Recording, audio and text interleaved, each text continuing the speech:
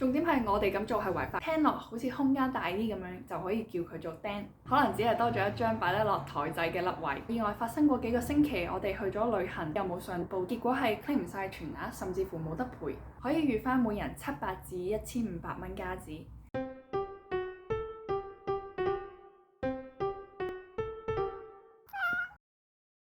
早晚啦，我係賴皮皮。我最近就過咗去加拿大，目前就喺多倫多租咗 condo 住，租落都幾滿意嘅。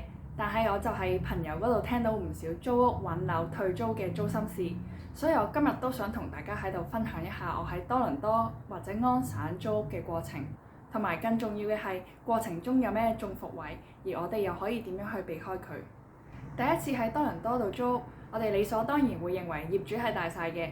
咁係普遍人喺其他地方租屋嘅經驗啦，但其實安省有好多條例保障租客，反而可以話租客先係大晒嘅。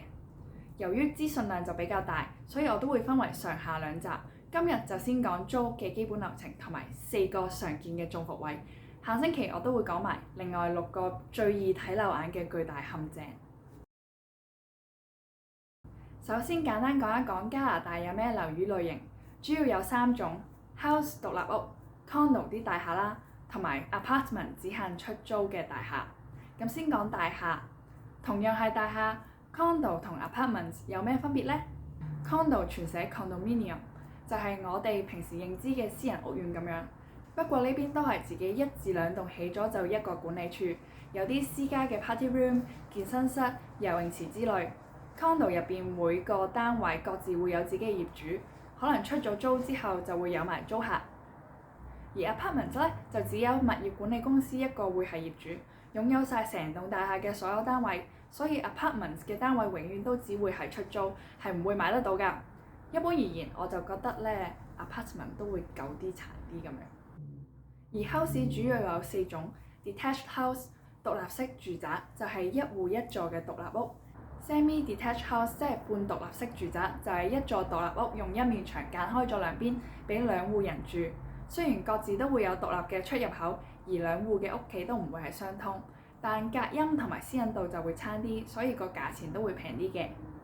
Townhouse 排屋就係更多嘅屋打橫黐埋一排。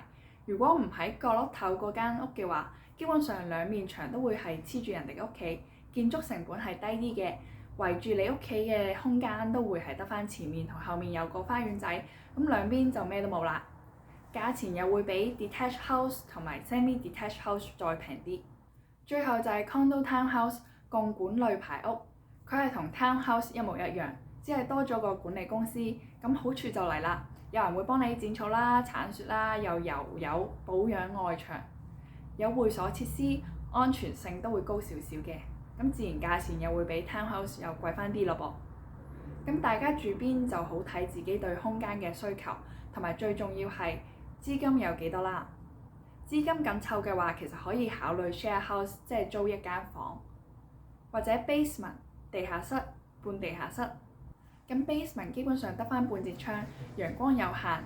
咁我之前都住過得半截窗嘅，咁見少咗陽光，個人情緒真係會低落好多，幾唔開心下。有啲 basement 會有埋獨立嘅出口，仲有另一個選擇就係 studio， 即係冇房嘅單位。咁格局方面嘅術語我都想同大家睇一睇。呢邊除咗叫 bedroom 嘅房間，好興一個字叫做 den。咁 den 呢個概念真係好抽象，任何一個空間角落頭都可以叫佢做 den， 只要你定義唔到佢，而又想聽落好似空間大啲咁樣，就可以叫佢做 den。因為安省對於叫得做 bedroom 嘅空間係有規定嘅。必須要有1扇或以上對外嘅窗，同埋至少要有70幾至100尺嘅大細。只要法律上叫唔到做 bedroom 嘅，業主通通都會叫佢做 den。所以大家睇樓嘅時候見到1+1，即係一個 bedroom 加一個 den，就唔好開心得太早住啦。個 den 未必係多咗一個冇窗嘅房，可能只係多咗一張擺得落台仔嘅甩位。另外呢邊嘅屋好多都冇天花板吊燈。呢度嘅人好似冇咩照明需要咁樣，黑掹掹都 OK， 我覺得啦。所以你要自己喺客廳同房間加返支棟喺度嘅燈，我哋通常就叫佢做華人之光。咁好好笑，好似華人先需要咁樣啦。不過我自己就比較鍾意 LED 燈條，咁個光線分佈都會比較平均啲嘅。咁關於 closet、開放式廚房、廁所、花灑、去水位等等嘅注意事項呢，我就唔喺呢度細講啦。雖然可以注意，但係未去到非常之重要。咁我之後留翻拍 room tour 嘅時候再同大家分享啦。租金方面就好睇你住咩屋，同埋同幾多個人一齊住。可以預翻每人700至1500蚊加紙。以我同身邊嘅朋友為例，中間值就係1200、1300蚊左右。我覺得通常冬天少啲人搬屋，咁需求就會細啲，少啲放盤，價錢都會相宜啲嘅。4月開始就逐漸回暖，樓市都會轉旺。咁去到7、8、9月就好多留學生過嚟，咁呢個時候租樓就係最貴㗎啦。咁揀地區方面呢，如果大家有興趣想知嘅話，我之後再拍片同大家詳細講啦。我都簡單講一講租屋嘅全個過程先，等大家有個概念。首先你要揾一個 agent 去代表你。當然你都可以唔需要用 agent， 靠自己去揾樓啦。咁我就有揾到 agent 嘅，因為我覺得一個好嘅 agent 係可以俾到佢自己經驗同埋佢幫客人揾樓嘅經驗嚟，減低你中伏嘅機會。因為可能明面上租金平咗，但實際上間屋啊或者房東好伏都會造成你更多嘅損失啦。同埋未有車嘅時候，有 agent 車你四周圍去睇樓就更加之方便，唔使搞到心力交瘁。如果大家對我用過嘅 agent 有興趣嘅話，我都可以喺資訊欄放翻啲資料。或者你嘅 agent 好正嘅話，都不妨喺留言分享一下。等大家睇完我呢條片嘅10個中伏位，相信你都會有能力自己嚟精明租樓。揾完 agent 之後就係睇樓，好多人喺呢個階段都會經歷睇咗頭幾間啱心水嘅樓，但係因為唔了解市價而亂咁壓價，或者諗住再睇定啲先，最後就錯失咗心頭好。但係唔使灰心㗎。因為呢個過程就係你學識市場趨勢，知道幾時應該 bargain 下，幾時已經係筍盤要快手啲去出 offer 嘅時候。市場上啱你嘅租盤實有更多嘅。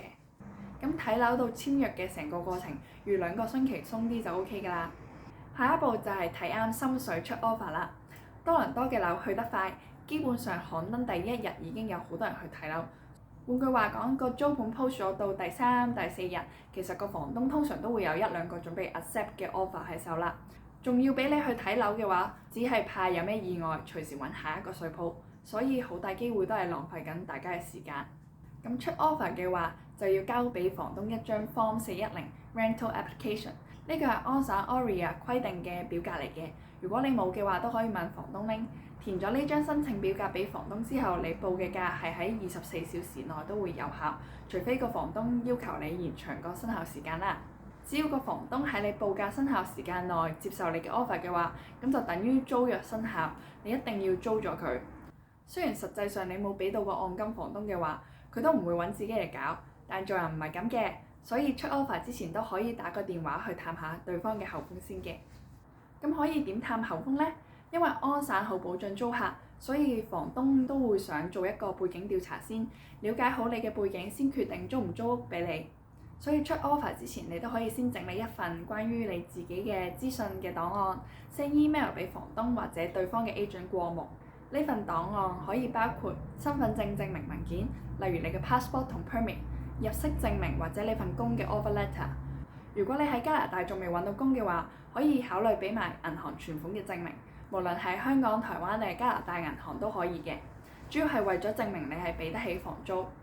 另外就係你喺加拿大嘅 credit score 截圖，咁除咗 TD Bank 之外嘅銀行，佢哋嘅 Apps 入邊都可以免費揾得到呢個分數嘅。即使你嘅銀行 Apps 入邊仲未有分數，但係其實你都可以照樣 cap screen 俾個房東睇，咁你就自己加翻解釋話你新嚟到未有分數，但係你一直以嚟喺原居地嘅信貸記錄都係好好㗎咁樣。不過你喺原居地嘅 credit report 都唔需要特登去申請，冇嘅話其實都唔會有咩實際嘅影響，因為呢度嘅本地人淨係睇啲本地嘢嘅。最後就係你嘅自介信，你嘅誠意就喺呢封信入邊，唔好因為怕寫文而唔寫啊，揾 ChatGPT 幫下手就 OK 㗎啦。咁自介信要寫啲咩㗎？嗱，你又嚟考我啦！自介信最重要就係講下你係一個點樣嘅人，例如你唔吸煙，你冇寵物嘅，你係好乾淨企理嘅，或者你有冇曾經獨立自己住過，咁樣可以體現你其實係一個好乾淨、好識保養屋企嘅人嚟嘅。仲有可以講下你嘅職業啦，通常啲人會覺得專業嘅人士係更加可信。然後就係你同一齊夾租嘅人嘅關係係點樣啦。基本上你可以設身處地去諗下一個房東中意一個點樣嘅租客，你就點樣形容下自己。當然你梗係唔好講大話啦，但係可以加翻少少修飾，同埋講下其實你係真心好有誠意咁樣租呢間樓嘅喎。至於點樣可以更好咁樣修飾呢篇文呢？我都係揾 ChatGPT 幫手，叫佢俾多啲誠意。出咗 offer 之後，房東都接受咗，咁就係簽約嘅過程啦。我哋會填一張 Form 401 Agreement to Lease， 呢張都係 Aurea 嘅租約範本。咁簽好約之後，就要先交1個月嘅租金做按金，咁去到交鎖匙嗰一日就交埋剩低嘅按金。拎到鎖匙之後就係認真驗樓嘅時候啦。嗱，真係要認真㗎。咁我可能 room tour 嘅時候都會再同大家詳細講一下。講完大致嘅流程，終於要進入主題啦。租樓有咩注意事項呢？今集就會先講4個大路嘅中伏位。第一個就係房東要求預繳全年嘅租金。咁先前提到話，你第一個誠意就係體現喺你主動俾自己嘅背景資料佢，令佢更加容易去了解你一個點樣嘅人，有多啲信心去信任你。咁另一個誠意嘅體現呢，就係你喺加拿大冇咩背景證明嘅時候，你可以自願預繳多幾個月租金去打動佢。呢度講清楚係自動，係自動，係自願。根據安省嘅規例，房東係禁止要求你預繳額外嘅租金，只可以收取頭尾2個月嘅租金做訂金。不過啲人其實都係會暗示你嘅，例如話你係新移民又未有工作，都唔知你會唔會突然交唔起租啊之類咁樣。但呢個 prepay 嘅做法絕對唔係必須嘅。雖然新移民常見都會主動預繳4至12個月嘅租金，但一嚟呢個方法未必打動到房東，二嚟都唔好一開始就出價出到最盡，留翻多啲議價空間俾自己。咁啱啱到步租屋都係一筆好大嘅支出，要預早轉定充足嘅資金。如果大家有興趣嘅話，我之後都可以出一集講下有咩又平又好用嘅匯錢方法。咁你留言就話我知啦。第二個中伏位，用房東嘅中介同時代表你。咁一直以嚟嘅認知就係請多個 agent 就要俾多份佣金，可能你就會想用埋房東嘅 agent 代表你去傾租約慳分筆，但係其實加拿大嘅租客係完全唔需要俾中介任何佣金㗎，無論你係有請冇請 agent 都好，中介嘅佣金都係由房東負責找數，唔會向你收取任何一絲嘅費用。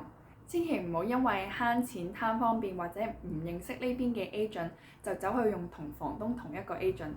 呢個時候就好難相信對方係冇利益衝突。如果間屋有咩缺陷或者有咩唔好嘅地方，咁佢究竟要幫房東隱瞞啦，定係要話你知呢？假如促成到呢單生意嘅話，佢就可以同時食晒兩家茶飯。咁你好難判斷到佢有冇站喺你嘅角度完全去為你着想嘅。通常中介嘅佣金都會係屋租嘅半個月。既然房東一定要使呢筆錢，錢銀方面對你而言其實都冇咩太大嘅分別。咁當然要揾翻個獨立嘅 agent 係最好㗎啦。咁都係一樣，如果你需要幫助嘅話，就喺留言度話我知。如果你想慳錢又唔怕麻煩嘅話，其實唔請 agent 都有好多渠道可以揾到心儀嘅租盤嘅。揾樓可以上 rentals.ca、condo.ca、51.ca，通常華人房東使用為主嘅。如果你英文麻麻地又想方便溝通嘅話，喺呢度都會比較容易揾到講中文嘅房東嘅。另外仲有 realtor.ca， 呢個係加拿大房地產協會 Clarkia 嘅網站，佢每個租盤嘅資料都幾詳細，可以 set 埋每日嘅新樓盤清單或者即時嘅 update 寄去你嘅 email 度，可以根據翻你 set 咗有興趣嘅地區、價錢、樓盤等等各方面嘅細項，去 filter 翻一個屬於你嘅 list 去俾你過目。我覺得呢個功能係幾方便嘅。或者你都可以叫你嘅 agent set 好個 filter， 直接由佢哋自己嘅中介資料庫每日 send 一個 list 去俾你，咁樣就會更加有效同埋及時可以揾到你有興趣嘅樓盤去睇啦。咁我知道 Kijiji 呢個加拿大二手網站都可以揾到啲租盤啦，但係我就唔太推薦啦，因為上面啲 post 都幾雜下，好容易就唔小心誤中騙案嘅。中伏位3就係配合房東逃稅唔簽約。咁個個都想租平啲，有時揾到啲盤比較平，特別喺51.ca 上面都有唔少係房東準備逃稅，所以先會比較平嘅樓。因為準備逃稅少咗一筆入息稅嘅支出，咁自然租金就可以收得平啲。但呢個時候房東都唔會同你簽合約，交水電煤都唔會經你手，咁喺法律上面你係一啲保障都冇。可能你都聽過好多安省各種保障租客嘅條例，但係你冇簽到合約，法律上你哋係冇任何租賃關係。房東隨時反悔踢你走，加你租啊，你都求助無門。或者每年退稅有機會有嘅租金補貼，你都冇呢個資格去拎。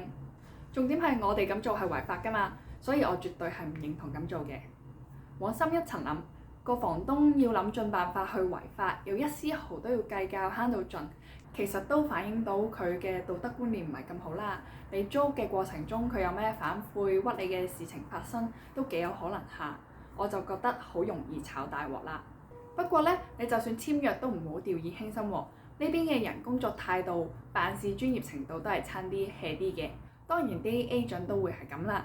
簽約嘅時候改翻個3、4次都仲有錯係常見嘅事情。記得真係要逐字逐句睇清楚先好簽，費事第時有咩事你想 refer 翻份合約，先發現原來係寫錯咗或者甚至乎冇寫到，咁就幫唔上忙啦。第4點，唔買租客保險或者誤解租客保險。為咗慳錢，有人都會選擇唔買租客保險。依家大部分房東都會喺合約嗰度明文要求租客必須要買租客保險，甚至乎會好似我嘅房東咁，要求交鎖匙嘅時候就要出示翻我買咗嘅租客保險嚟到證明。千祈唔好以為租客保險係冇咩用㗎噃，呢邊意外多多，樓上漏水浸埋你啲財物啊，house正前方條路鏟唔切雪，然後有人跌親都可以告你一鑊嘅。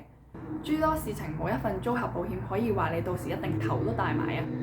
另外都想提提大家，租客保險只係保障租客嘅財物同埋責任，咁房東層樓就唔關我哋事，佢會自己負責買翻佢嘅房屋保險，所以你都唔需要理會房東嘅財產，包括佢提供嘅家私同埋電器，只要買夠可以理賠到自己嘅個人財物同埋責任嘅保額就 OK 㗎啦。租客保險入邊都有細分好多項嘅。由財物損失、個人責任、家居意外到個人資料盜用等等，咩都有。建議就直接打返俾保險公司嘅真人客服去問清楚每一項係乜嘢啊，揀咗或者唔揀個報價係差咗幾多，咁樣就會方便啲。我相信單靠自己喺網上面睇下每一項嘅內容，睇到暈都未明白晒。好多保險公司都會有屋保連埋車保一齊買嘅優惠，如果你有車就可以留意下啦。另外，我仲建議大家準備租幾耐就買幾耐嘅保險合約，因為如果你搬屋而份約又綁死咗未完嘅話，其實保險公司隨時都可以話因為你搬咗新屋嘅情況而需要調整翻價格，去獅子開大口或者冇晒啲優惠，所以呢個情況都需要去避免一下嘅。同埋我喺網上睇過唔少嘅分享之後，都會發現好多時候我哋以為可以 claim 到嘅保險金額，但係結果係 claim 唔晒全額，甚至乎冇得賠。例如話意外發生過幾個星期，我哋去咗旅行，冇人喺屋企，又冇上報到俾保險公司啦。保險公司認為喺火警發生之前，你嘅物品已經係好殘舊、唔值錢等等，呢啲都會影響你能夠得到幾多賠償。所以唔好唔買租客保險，但同時都唔好以為佢係萬能嘅。最後都分享返，一般而言，只有網上服務嘅保險公司係最平嗰幾間，可以做到最低每個月20蚊左右。咁就視乎你住邊度同埋住咩類型嘅屋啦。而有專人 agent 去服務你嗰啲就會係貴啲，咁都好合理啊。咁人工都要錢㗎嘛。另外，如果有幾個朋友一齊夾租嘅話，有啲保險公司就可以俾你一齊落名買同一份保險，但有啲咧就要分開買，價錢可能 double、triple 咗，所以記得要問清楚啊。通常以家庭為單位嘅就可以一齊買一份保險，男女朋友都計嘅。以我所知，身邊假如係夾租嘅朋友，多數都會買 TD Bank 嗰份，就可以一齊落名嘅。我下集就會分享埋另外6個更加鮮為人知、容易忽略咗嘅中伏位同埋騙徒手法。千祈唔好錯過我下星期嘅更新啊！可以幫你慳返唔少嘅錢同埋煩心事。如果你中意我呢啲主題，都可以喺下面俾個 like 或者留言話我知，呢個係我持續更新嘅好大動力嚟㗎。最後喺呢度上條 Condo 嘅水舞間片段俾大家助下興先。